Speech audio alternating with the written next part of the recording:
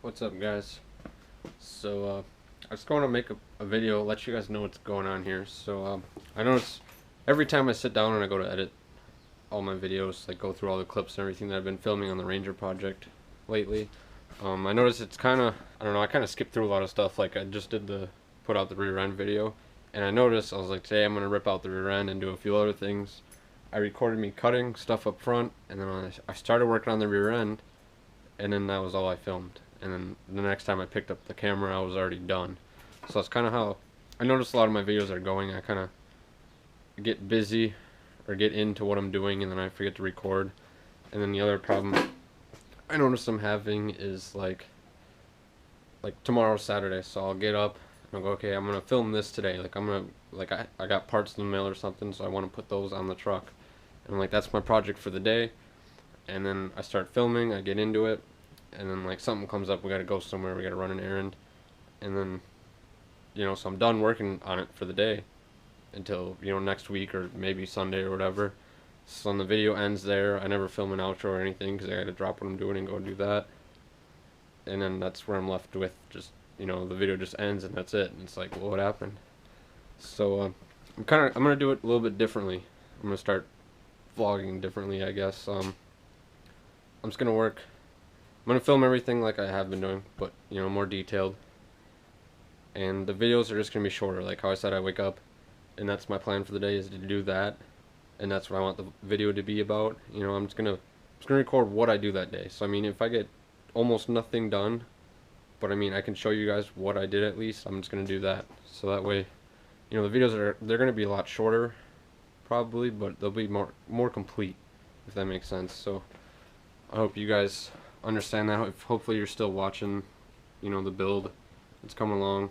It's slowly but surely. I'm working on it like 1-2 days a week, maybe. Not much is getting done. I'm still waiting on a lot of parts, but yeah, that's my plan for right now.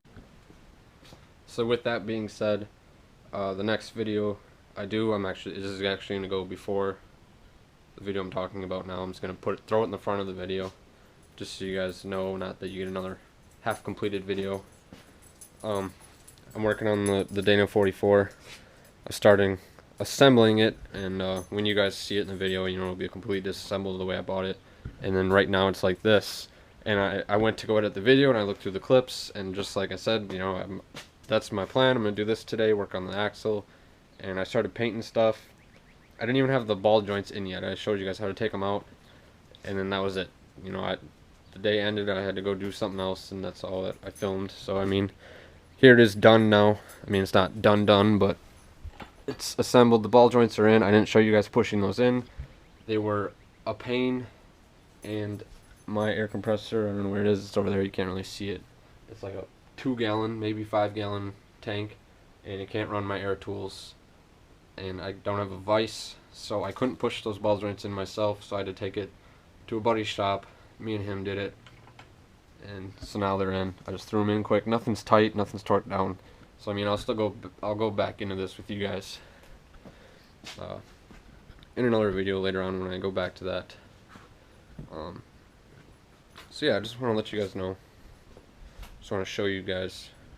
Here it is. I'm gonna throw it in the beginning of the video, and then you guys can watch the video, and now you understand why my videos kind of just end randomly. I'm gonna make that not a habit anymore of just, this is what I'm doing today, like I just explained. So hopefully you guys understand. Weather's getting nicer. As you can see, there's still snow. It is warm out today, finally. It snowed earlier this week. It got up to 60 last week, and then all of a sudden this week snowed again, and now it's up to almost 50 today. So weather's getting nicer. I can work with the garage door open. It's another thing. I'm paying a lot for propane to heat the garage just for the night that I'm in here. That's why I'm not in here every night. It's cold out, but now it's getting warmer out, so now I can get a lot more stuff done. Alright, thanks for listening to me ramble on about this. Yeah, so I hope you liked the video, and I'll see you guys for the next one. What's going on today, guys? Doing some work on the Dana 44 today. I'm gonna put new ball joints in. I don't know how old those ball joints are, but they're shot. They're probably original, so 30-year-old ball joints. Put new ball joints in. I'm gonna clean up the knuckles, sand them down, paint them, get them looking good. Yeah, I just want to get the axle pretty close to being done. It's already, the whole axle's already been painted, so I don't have to worry about that. Except the knuckles. Gears, obviously not. I think gears are gonna be the last on my list of things to do for the truck. Once they get the axles in, get everything else figured out, then I'll worry about gears.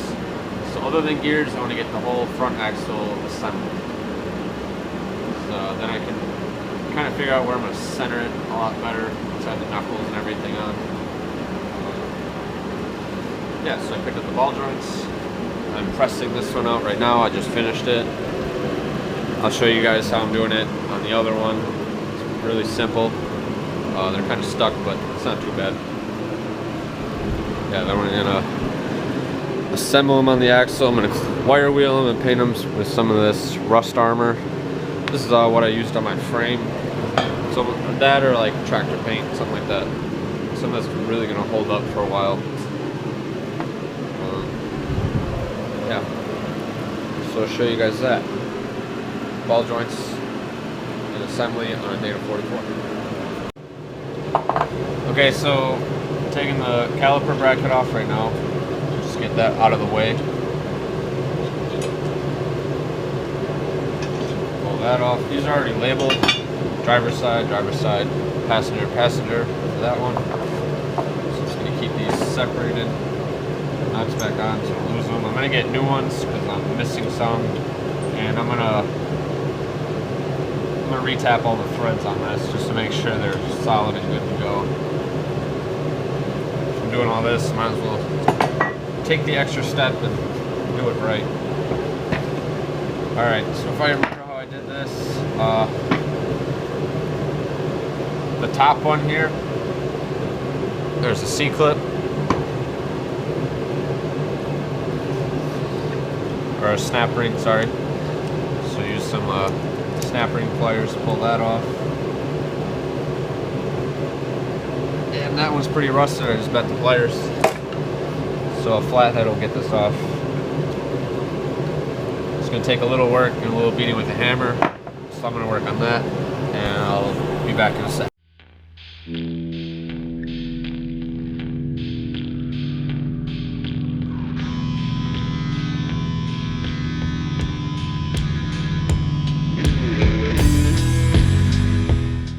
Okay, so I broke the snap ring off, went flying, lost it, whatever. So now I could use a press. I got this press. I rented it from AutoZone probably 4 years ago.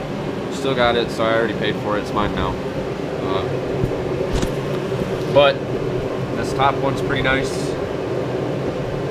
because you have so much room. You can just hit it with a hammer. The other one popped right off when I hit it with the hammer. So I'll do that on this one. Hopefully you guys can see.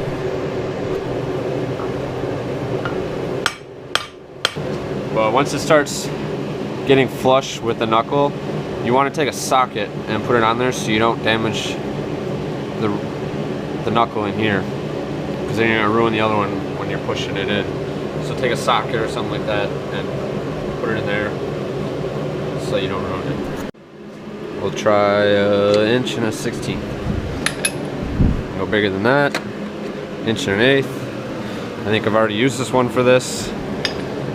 That one should work. So I'll just pound the socket.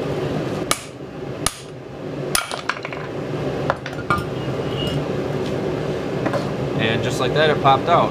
This one broke for some reason. I think there might have been a little piece of a snap ring in that recess right there. That's why this broke. But the other one popped out a lot easier. I'll show you guys. So I did hit it with a hammer here. It's not too bad. You can file it down. You just gotta be really gentle not to take too much material off. Alright, so for this side, I've got my press set up in the vise here. Really tiny vise, but it'll work.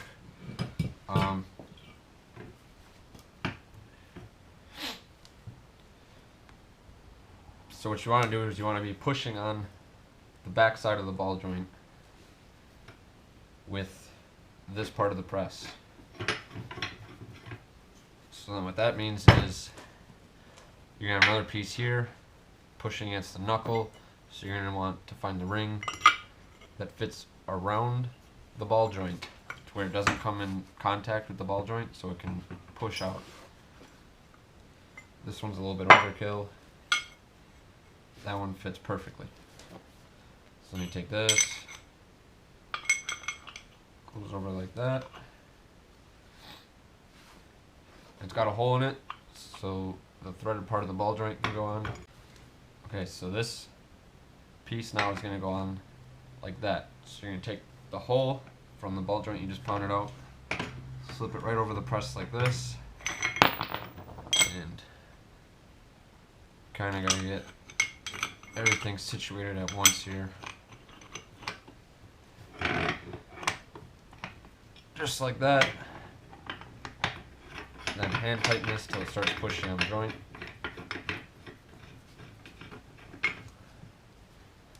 Just like that. Then you're just going to take your socket and tighten on this, which will pop the ball joint open.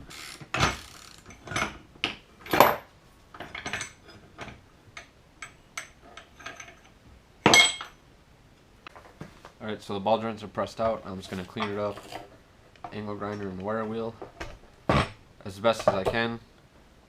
And then I'm going to try and warm them up a little bit with the heater, just so they're not so cold. I've been sitting out here all night. And then throw some paint on them.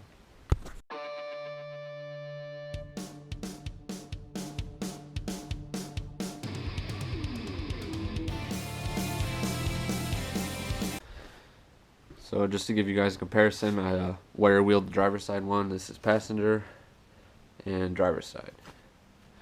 So it looks a lot better. Of course, sandblasting would be a better option, but I don't have access to one of those, so wire wheel is going to work.